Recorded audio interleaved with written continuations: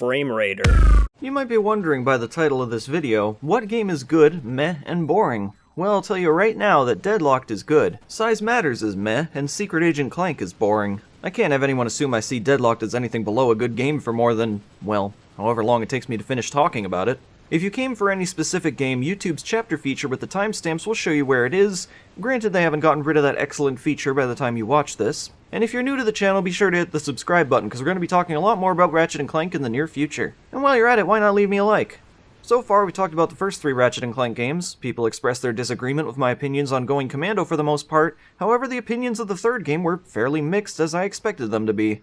Rose-tinted glasses seemed to do a lot of good for that one, because I too once thought it was the best of the PlayStation 2 era. A couple times I got comments insinuating that I would not like Deadlocked if I wasn't into Ratchet and Clank 3, which I figured would not be the case because, firstly, pretty much everyone considers Deadlocked a good game. No longer do you feel the uncertainty what the last game wanted to do, as it removes the blend of platforming and shooting, instead focusing on the actual shooting. Deadlocked knows what it is and is built behind those very intentions. From what I remember playing this as a teenager, it was fairly similar in gameplay to an Unreal Tournament experience, and as far as Frame Raider fans will know, I love me some Unreal Tournament. Regarding what I remember, Ratchet Deadlocked was a game I had, but I never actually finished. In what is a bit of an ironic twist, I recall not being all that into Deadlocked when I was younger, but today find it quite enjoyable. The opposite of my case with the third game. I think that, at least in part, has to do with the simplicity of 3, whereas Deadlocked is a less simple experience. I'm not about to call it complex, it's by all means straightforward, but has a lot more going on in combat than any other Ratchet and Clank games, as far as I'm concerned. To the no doubt impending question of why I loved Unreal Tournament when I was younger but not Deadlocked, well, I can't say for sure, but I assume it has something to do with the obsession of first-person shooters I had at the time. That's my best theory to put forward anyhow. Right, so what exactly is Deadlocked then? It's a series of arena challenges that you complete one by one on a planet or in a gladiator arena. By your side you have 2 robotic companions that you'll need to order around on occasion for certain mission objectives. Once you understand the comments explicitly stated to the player, the game's formula is clear. The gameplay itself, however, takes more of an easy-to-learn, difficult-to-master approach. Now that we're all on base of what Deadlocked is, however, I think it'd be smart to get a better grasp on the actual reason and story behind Ratchet's involvement in this tournament. Just after the events of 3, the team finds out about an intergalactic gladiator tournament that steals heroes and places them into battle for commercial purposes on a network called Vox, which frequently badmouths and borderline slanders the competitors. Oh, I get it, Vox. Well, whether you agree with the game's political humor or not, this game is loaded with personality that is hilarious from the moment it starts to the moment it ends.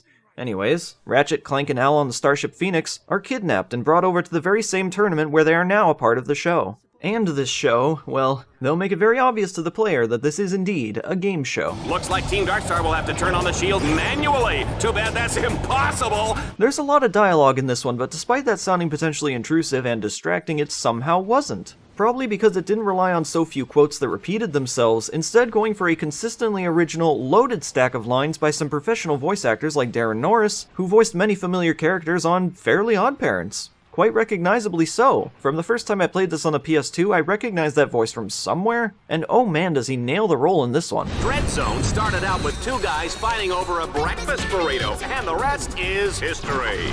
He's basically an over-the-top announcer who reads whatever is put in front of him, and with the utmost enthusiasm for each line regardless of how ridiculous it comes across, which even he sometimes makes notes of during his in-universe improv dialogue. I wouldn't say Deadlock's environments are going to win any awards. They do come off repetitive in some instances, but at least I can say that they are detailed. Like with the third game, I wouldn't say there's much attention to backgrounding outside the maneuverable terrain, but there's more of an excuse this time around since it's all considered an underground tournament taking place in the Shadow Sector. So it makes sense why there's no activity beyond the action. It's also not the kind of game where you'd really be paying attention to that outward detail anyways, since the action is relentless and requires your absolute focus on what's in front of you at all times. That said, there is a lot of foreground detail and a seemingly larger emphasis on organic environments. It helps to emphasize how gritty and underground this whole situation is. There are still a few planets more akin to the previous games, but this time they feel more like abandoned places by previous owners who sold off their lands to the tournament. In summary, all that really needs to be said is that the environmental detail was important in Deadlocked, and I think they pulled off its visuals flawlessly. The attention where it matters most, however, is the gameplay, and there are a lot of high notes here. Just as a side comment, isn't it great to see the developers embrace the kind of game they wanted to make without the ball and chain of an established gameplay formula holding them back? That's Deadlocked, baby. In Deadlocked, it's all about the weapons, and suitingly, it was given the biggest focus. There's an enhanced upgrading system that is entirely fleshed out. You can choose the mods attributed to your weapons this time, unlocked by progression, or more typically, by purchasing abilities from the store, where you can apply certain stats to certain weapons. For example, some of these abilities are restricted to explosive-type weapons. I said I wasn't a huge fan of the 5-level upgrade system for weapons and up your arsenal. I said it then and I'll say it now, subjective. But objectively, I find there is a lot more of a reason to admire that system in Deadlocked. Up your arsenal system felt a bit confusing to me. I never really knew what changed, and sometimes I was perfectly content and adjusted to the weapon that I was already familiar with. Deadlock's upgrades on their own are basically just damage boosters or other trivial details like a larger maximum ammo capacity. These things don't change my familiarity with the weapon's handling. This time I can assign all the extras the way I see fit. I didn't really want to get into the whole weapon system in the trilogy video because I feel like Up Your Arsenal does have a number of issues that would take a long time to get into. If Deadlocked did what Up Your Arsenal does, I don't even know if I'd really like this game much because with such a large focus on the combat, you kind of need this fine-tuned approach, else the combat feels sloppy and unorganized. In summary, Deadlocked fixes all the issues I had with that last game, and I'm totally on board with the now increased 10 times leveling up system. And that's because it's fly as frick. But on that comment from a moment ago, would I like this game so much if the weaponry wasn't as fine-tuned? Yeah, probably not too much. The formulaic and totally customizable nature of the weaponry in Deadlocked really makes this game what it is. I don't think anyone would be able to deny on its own the experience is rather repetitive. Throughout the experience, the gameplay, it's samey. It's only different depending on how much you want to change it. And the answer to that for every Deadlock fan out there will be quite frequently. No reason not to, since it's where the fun is. I guess one problem I have with Deadlocked overall is the text scrolling in the mod description menu. That's way too slow. I don't know who thought that was okay. The following is another issue. Not sure if I was just unable to find the solution or not, but Deadlocked has this auto-aiming system that I couldn't figure out how to disable. It seems when you move around, the game's crosshair will follow enemies to a certain extent. I found this irritating for the first hour or so playing, though I did manage to get used to it. Maybe I was missing some obscure option box somewhere, or perhaps this has something to do with the janky PlayStation 3 port. This guy won't last 2 rounds. We'll see. If you've looked into this port at all, you surely know about the animations that seem to have no stability control and were just thrown back into the game's port without any quality control. This is the type of thing I imagine was the case for all 3 prior HD re-releases, but they actually managed to fix these before they released them. Sad to see Deadlocked wasn't given the same treatment, but at least the problems in this port seem mostly related to that, and maybe a few slowdowns here and there. Nothing major in my opinion.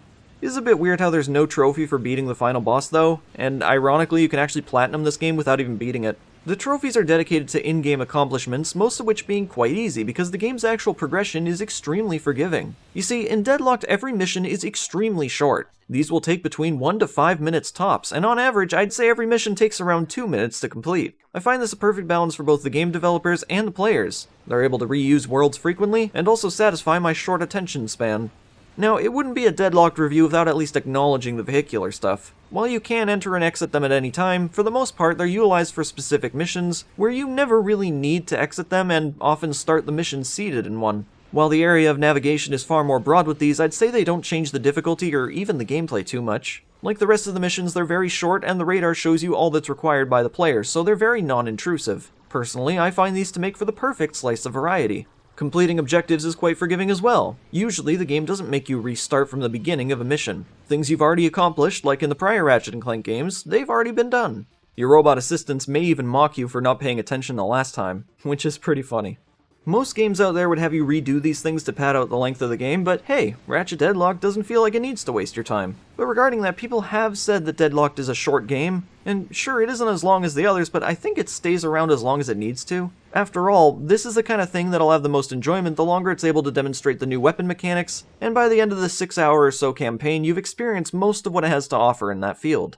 Well, there's one last thing I've written down here that I do feel must be addressed, and that's the rare dedicated platforming segments. Something a few people commented in a trilogy video I did was that platforming has never been Ratchet & Clank's strong suit. That confuses me because I always thought these games did platforming really well, specifically with Clank by your side. Deadlocked, however, well, it goes to show how without Clank, Ratchet himself isn't the most fluid character to control. Thankfully, Deadlocked only goes full platforming mode maybe 5 times at most, and it's usually something that, without fault, will take you maybe 30 seconds tops to get through. I'm, at least as far as I'm currently aware, referring exclusively to those moments where Ratchet will have to jump from one hovering platform to another, or maybe use his swing shot to land somewhere, despite I find these jumps usually aren't very forgiving. Maybe it's because Ratchet's own forward momentum is kinda crap. I find that he doesn't really move all that much in the air. Not at all a problem in combat, but in these moments it can be an absolute chore. But it's not a big deal. As mentioned, it's exceedingly rare, and probably because they knew the game wasn't about this kind of thing. It isn't, and what Deadlocked does instead is usually exceptional.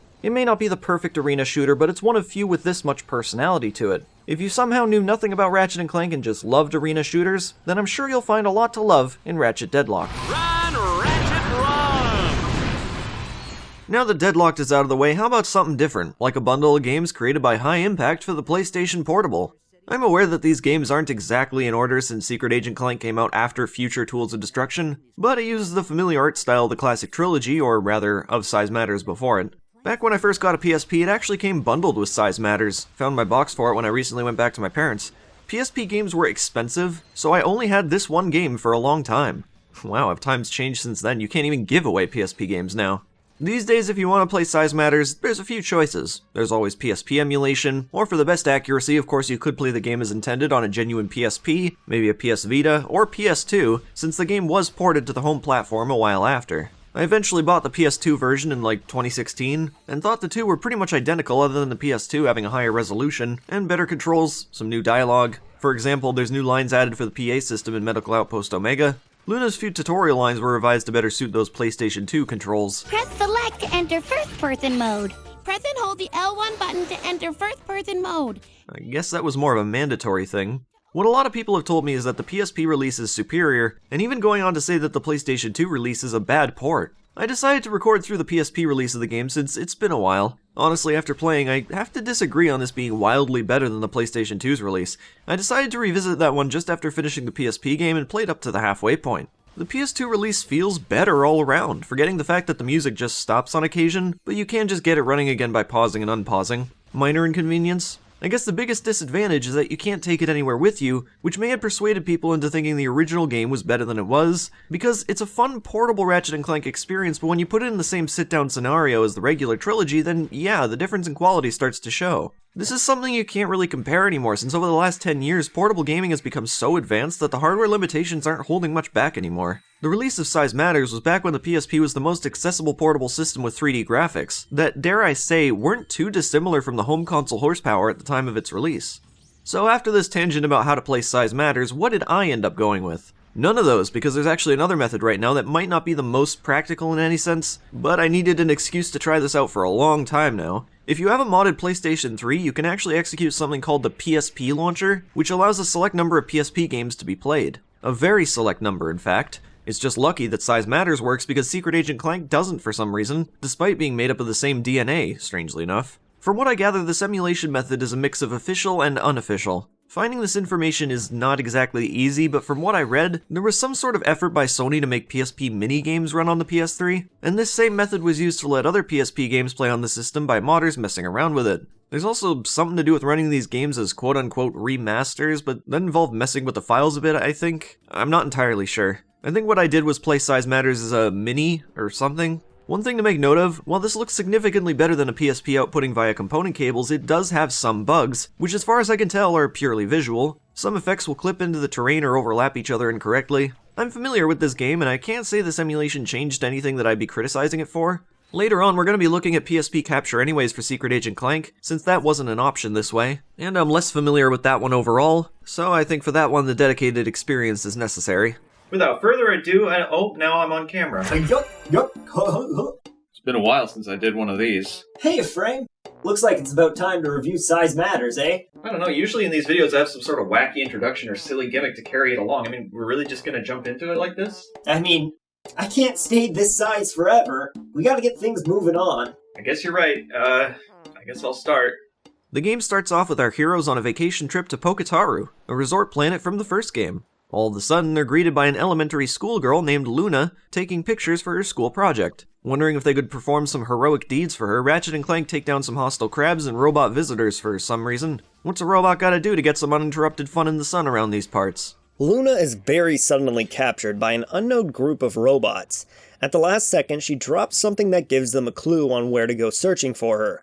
As they hop from planet to planet, they learn more about the bizarre backstory behind the girl, leading them to an ancient race of beings known as technomites, responsible for all the electricity we experience in our day-to-day lives. While the majority of the plot is unveiled quickly, I wouldn't say it was at all predictable. I recall before getting a PSP, I would play this game's first level over and over at a local store kiosk, and back then I could have never predicted how everything goes down. Although, these days there are a few giveaways that I ponder the inclusion of. How much should I really give away here? I don't tend to spoil much, but maybe that's as far as I'll go with this one. What I will say, I think Luna should have been given more screen time. She's a charming little character in her introduction, innocent and pure. I wish we could have seen a bit more of that before things got out of hand. Also, Luna has a nose-wiping animation which doesn't make any sense. I can't say more about that without spoiling. Gosh, I probably just confused a lot of you. The second half of the story isn't one I found all that interesting. I guess it works, but it sounds better in concept than it is in execution. I guess I'll have to elaborate a bit. So as with the title Size Matters, Ratchet and Clank will on occasion have to shrink themselves down to access smaller places, as to be on the scale of the Technomite creatures. This allows them to actually interact and thus advances the plot. The deal with the Technomites is that they're tired of being used and abused without getting any of the credit for the electricity they provide. Except later in the game, their leader says that's just a dumb story and their real prerogative is about having more power. The weird thing is we only hear it from this one guy, so are we sure that was indeed the motive? Honestly, the prior motive is a far more interesting one than "we wants the powers." Seeing as how this game starts on Poketaru, how's the music this time compared to last time? Well, you'll be happy to hear that the same composer, David Berjou from the previous games, returned for this one. Poketaru in the first game and Poketaru in Size Matters sound like two peas of a pod.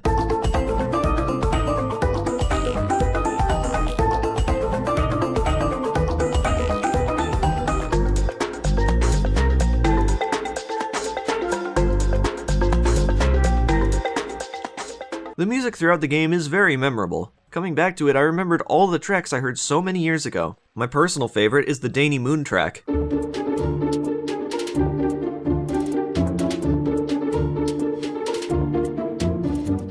And fun fact, it's actually called that because the planet goes from day to night every few minutes. Day, ni, get it?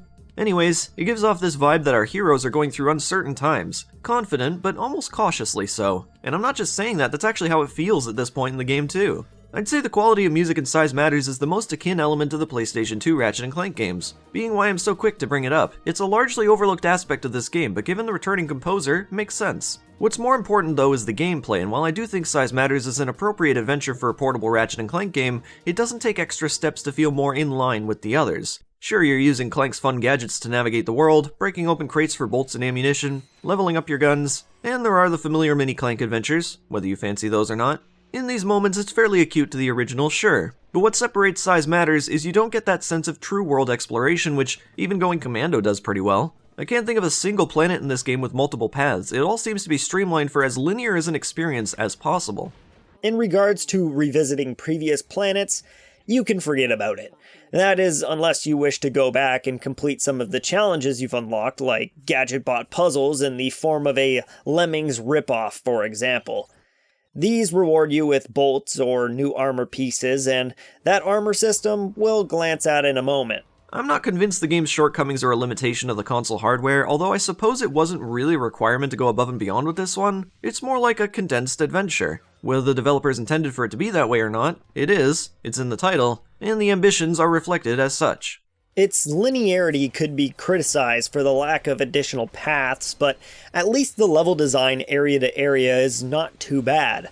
A lot of the environments are not only destructible, but even encouraged to destroy since the set pieces often contain bolts to nab.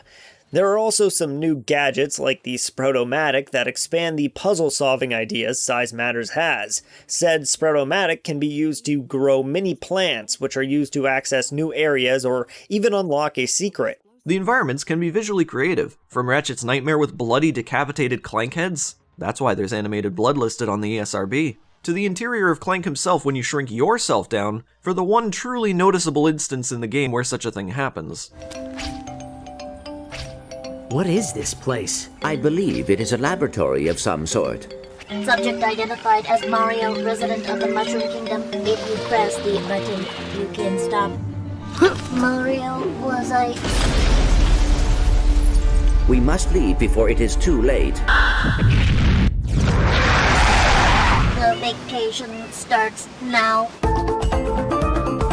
But back to Ratchet's nightmare for a second. How cool is this detail here, where there's this one syringe bat flying towards you behind a mirror? It'll only be one that pops out, that is unless you strike the mirror, where it turns into multiple due to cracks creating extra images of it. Really creative. If only that kind of gameplay creativity was consistent, because shortly after, you'll be up against this giant Clank boss that requires you to just move in one direction the entire fight. You'll never get hit so long as you jump during this ground stop animation. I'd actually be surprised if you got hit during this fight. Enjoy your skill point. This isn't the only case of the game being a little gimmicky. Just like the other games before, there's other stuff that varies from pretty okay to just plain boring. I'm inclined to feel like these hoverboard segments are alright. I actually prefer this to Ratchet & Clank 1's hoverboard races, even if the maps can be easily exploited as seen here. But then there's this cheap bullet hell where Clank soars through space just short of on the rails. Seeing as how I didn't like these things in Going Commando, it's fairly on point for me to not care about it here either. But as many will tell you, that's the game giving you variety, so if you like that kind of thing, then, well, more power to you, I guess, but I don't. As I briefly hinted towards earlier, the supposed gimmick of size matters is the whole shrinking thing, activated by the shrink ray gadget, although this was more of a marketing ploy than an actual gameplay mechanic. Honestly, when you're not swinging between Clank's brain, you'll have no real distinction whether you're actually small or not.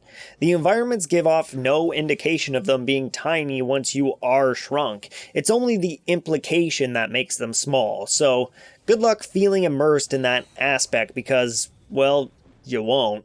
It's also difficult to be immersed in the game's story during these moments where Ratchet is wearing armor, but the instant swap to a pre-rendered cutscene shows him in this default getup. You're basically forced to wear armor as you collect pieces throughout the game, so to put it simply, nobody will encounter these cutscenes in the default getup. Why are you forced to utilize armor? Well, the game isn't going to stop you from using that default getup, but there's plenty of reasons not to. If you aren't wearing it, the game's difficulty is absurd. Take like one hit without the stuff later into the game and you're likely dead. Now, isn't it rather odd how the one collectible incentive in this game, titanium bolts, are used to unlock skins that actually remove your armor? Thank goodness this was fixed in the PlayStation 2 release. Yeah, but you can't forget how cool the system was, giving you new abilities and powers by mixing and matching different armor pieces together. Not only did wearing a full set of armor give you special bonus effects, but mixing and matching different sets could also give some interesting abilities. For example, you can mix the Sludge MK9 armor with the Wildfire armor to get explosive puddles of corrosive goo from hyper strikes, or wearing a full set of Chameleon armor leaves behind decoy after images that confuse enemies. I personally really enjoyed unlocking each new set and finding out what cool new abilities I would unlock from acquiring them. Despite the opportunity to enhance the game, there are certain flaws that were never addressed, as if to be intended design formulas. One such example is how your weaponry is very underpowered. Now, I don't mean the weapons feel bad, I actually like the gunplay in Size Matters. It might not be as flashy and over the top as Deadlocked, but they feel like a solid mix between Ratchet 1 and 2's arsenal. Fitting and functional enough. The problem is that later into the game, even some of the strongest weapons won't do that much damage to basic enemies. This in itself isn't good, but what's far worse is just how laughable the wrench becomes. There's actually a skill point for completing the Clank interior fight using only your wrench. This is already difficult enough the first time through, but if you want to get a complete save and you didn't do that on the first go, which honestly I'm not sure why you would, you're going to struggle a lot. Enemies already feel bullet spongy in the base campaign. How about running through it a second time or more where the enemies are buffed even further? Back when I was obsessed with this game in the late 2000s, this dang skill point was the only thing keeping me from a 100% save. I couldn't do it. You know, I usually don't talk about this kind of stuff in a review, but this is one of those examples where I really do have a lot of experience here, and that's one of the things that really bugged me back when. I'm pretty much with you on this 100% when it comes to the weaponry being underpowered, but young Badman just couldn't help himself when it came to the Armageddon. I don't know why, but this one gun made me laugh like a stupid moron, and I actually did a whole playthrough just using this gun as much as I could, which seems crazy to me now, but there was just something so satisfying about turning enemies into evil bulls that chase down and blow up other enemies. You know, this game does have me pondering certain things, like how these red armor suits on the Caledon planet are just props, despite looking like it really would have fit in with the other robotic foes of the game. I would really love to tell you that these were originally an enemy type that got scrapped at some point in development, but besides my own speculation, there's nothing to back up that theory. Still, I'd love to hear a developer of the game answer yes or no to that. In a game where everything is utilized properly, I feel like this one was out of place. It's an oddly specific render that must have served a larger purpose at one point. Maybe it's just me. So how do I feel about Size Matters today? While by all means this is the game I absolutely adored some 10 plus years ago, I have to admit it doesn't hold up as well as I would have expected. It's not bad, actually quite good all things considered, but reflecting back on it with a modern perspective does make Size Matters feel a bit on the mediocre side. I'm more inclined to like Size Matters actually, but having just played through the original trilogy and Deadlocked, it's indeed a noticeable step down from glory. It was made by a different team of developers, it was on the PlayStation Portable. Those two things must be considered. Granted, could it have been better in its own right? Yes. It's not the graphics, the level design, and certainly not the music that makes it feel mediocre. It's more technical to me. A half-baked story, underpowered weapons, gimmicks that, as far as I can tell for Size Matters' case, the community universally considers underwhelming. These problems hold back an otherwise standard portable Ratchet & Clank adventure. Instead of frequently enjoying the experience, at least this time I felt more reminded of things it could have done a lot better. And it probably wouldn't have been such a monumental task to tweak these things anyways, since a lot of it could be fixed by a simple change of number values. Size Matters is a game that I think is deserving of a true remaster with those aforementioned issues addressed. If teenage me was willing to play through this game countless times, then there's definitely a sign of quality here. If you can see past the flaws and enjoy the experience for what it is, then I think it's a good PSP title to recommend. Blowing it up on the big screen though, I will admit something like this is more reserved for a limited platform. Well, Mr. Badman, I guess we're finished here. Now you can go home to wherever you live with your fancy little green screen.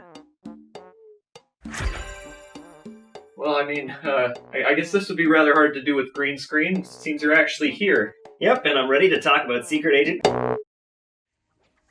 Moving on to Secret Agent Clank. Yeah, there's a reason I don't like capturing PSP games directly from the source. Without enhancements, blowing up these games on a big screen never looked good to me. Maybe it was possible to achieve a better picture, but at least the official component cables always gave an image that, to me, left a lot to be desired. Anyways, Secret Agent Clank isn't the worst game ever, as many online have since dubbed it. In fact, well, actually, yeah, I can't deny that this one is pretty bad. I'd go as far as to say I almost hate it, but there's really no comparison with this among the worst games ever. I think what makes this such a bad game to people is that it's so radically different from the other games, including the other high-impact developed PSP game Size Matters. I actually bought this game on launch week back then, because I was obsessed with replaying Size Matters. So there's the aforementioned, and the fact that the game is an unorganized mess, which focuses on way too many different ideas, making it one of the most noticeable examples of a video game identity crisis that I've ever seen. Frankly, I don't think they had a clue what they were going for as they developed it, but why is that exactly? Well, I'm glad you asked. Secret Agent Clank isn't just focused on the Secret Agent himself.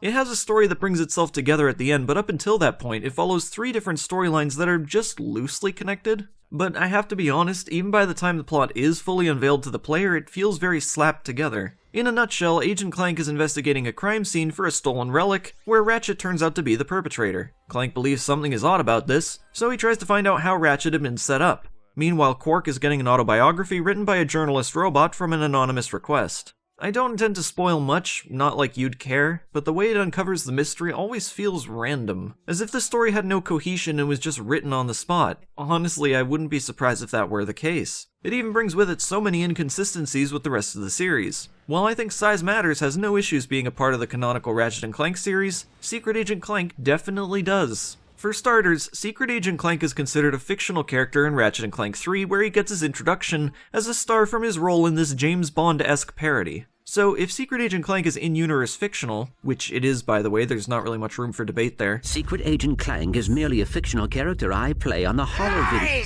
Then why does it tie in canonical figures from the Ratchet & Clank series as if this was a continuation of the canon? Ratchet's an ex-hero in this game after being sent to prison, which was never the case in the fictional Ratchet & Clank 3 story of Secret Agent Clank, where he played the role of a simple butler. Clank returns, the clone of Clank that Dr. Nefarious created in Ratchet & Clank 3, who goes on to banter about related events in that third game. I'd say to solve all these inconsistencies, all they had to do was remove the name Secret Agent Clank from the title, and make it seem like a standalone Clank adventure, because tying this into his fictional in-universe parody doesn't connect in any way whatsoever. But Secret Agent Clank makes for a good game title, and the characterization has already been established, giving it a bit of extra marketing appeal. I guess that's all that mattered to High Impact? One other thing, that help desk lady from the other games who has a very distinct voice, well, they recast her for Clank's headquarters assistant. Or maybe she's intended to be the same character, but she was completely redesigned for some reason? Man, I have no idea. I doubt they thought about it as much as I am. Oh no. So yeah, the story is a complete mess. You'd hope the gameplay can make up for this, but no. Now, while the story is split into 3 roles, the gameplay itself is split into 6 roles, give or take. You've got Secret Agent Clank levels, rhythm minigames, Ratchet's prison arena battles, whatever the heck the game feels like doing with Quark, Gadgetbot puzzles, and vehicular escapes. The Secret Agent Clank levels are the highlight of the game, and for good reason. It's in the title.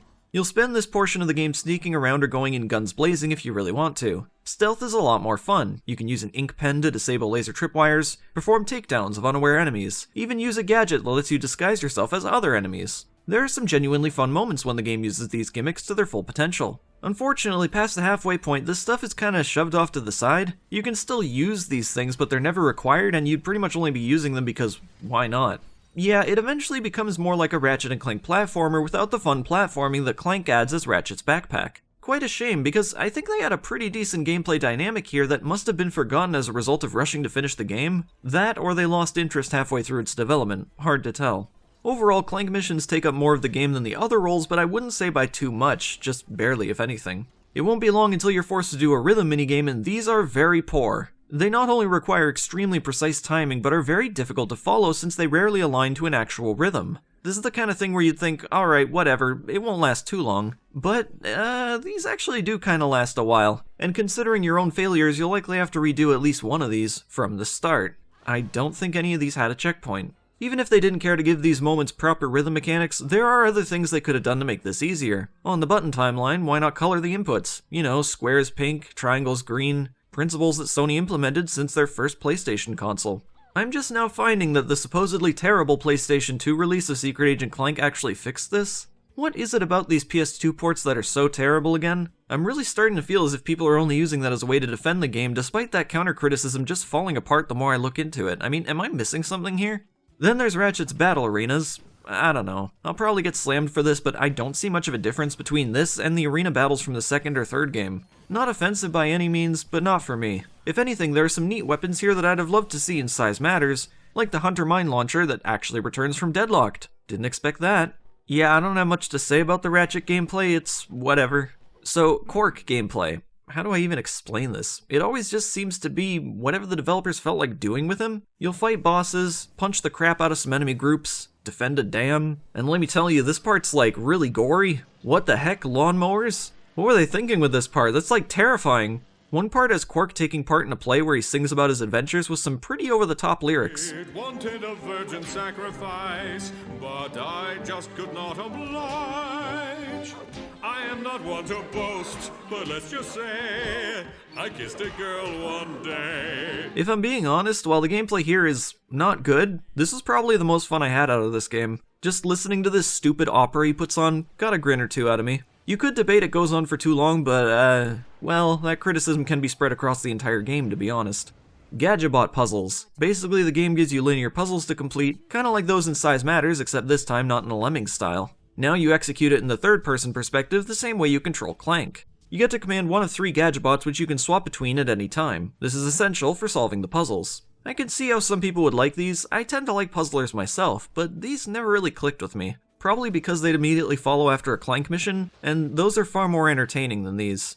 The vehicular escapes can get right out of here. These were no fun at all. Incredibly repetitive, and you've seen all it has to offer within the first minute. I can understand having maybe one irritatingly long segment like this in the game, but there's at least 3 of these? It's no fun. You just travel down an ultra-linear path, avoiding obstacles and jumping when required to do so. It doesn't get much more lame than this. Yeehaw.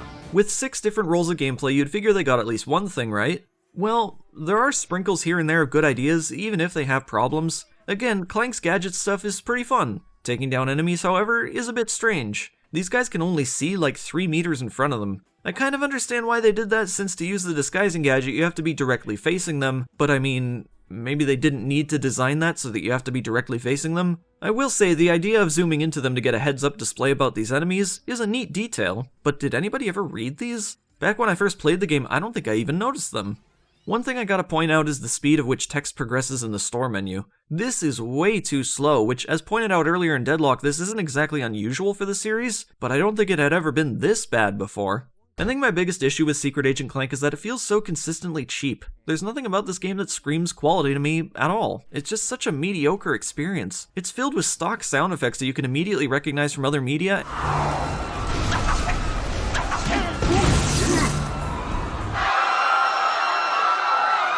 I mean, just listen to this robotic voice overhead in this scene. Who's there? What? What is going on? No, you must not proceed. It's so cheap and the tone feels so off. This was likely just some dude in the office who put zero expression into his performance of mimicking a lifeless identity. Maybe the reason that feels so weird is because robotic personalities have always been very intelligent in this series. Hearing this expressionless take feels so out of universe, not to mention lame. And honestly, the whole game feels like this most of the time, just an uninspired shell of its former self. And here's another weird instance where it becomes obvious that the voice actors weren't given any direction to their lines. You should not lose what you do not have. Correction. You cannot lose what you do not have. Now, tell me, did that make any sense to you? Without direction, this scene doesn't work. The voice actor just reads the line casually as she wasn't given any context to the situation. I had to come back to this scene because when I had first heard it, I was like, wait, what? You should not lose what you do not have. Correction. You cannot lose what you do not have. In conclusion, God is dead! Secret Agent Clank feels so lifeless and boring. It's not a terrible game, it can be kind of okay at times, but the majority of it is just painfully mediocre. I haven't played any games past this in the series, but a lot of people deem it the worst in the franchise. To that I say, thank goodness. I'm glad I won't have to play through another one of these. Needless to say, yeah, I don't recommend it. So I was about to say we've got one more of these Ratchet & Clank videos to go, being the Future Trilogy. But as it turns out, there's more games than just that. And it's not actually a trilogy either, there's 4 games. One of them didn't even go retail here. My friend recently made his way through all the PlayStation 3 Ratchet & Clank games, so I guess it's something I'll have to do at some point as well. He's given me the first one, A Crack in Time, as well as Full Frontal Assault. Where that last one fits into all this, I have no idea, but I'd probably pair that one up with All for One or something. For now, I think I'm gonna take a bit of a break and get to these closer to Rift Apart's release. And I'm sure you're wondering whether I'll be covering that game or not when it comes out. The thing is, I do kind of have access to a PlayStation 5. My friend does one and he's going to buy the game. However, I'd have to actually play through the whole thing at his house, including bringing my equipment there. It seems like a hassle, but if I really feel it's worth it, then maybe I'll get around to it. But at the moment, I'm probably going to say we'll hold off even further for this one. Thanks for watching this last part of the PlayStation 2 era, and I'll see you guys in the next video or next time I cover Ratchet & Clank.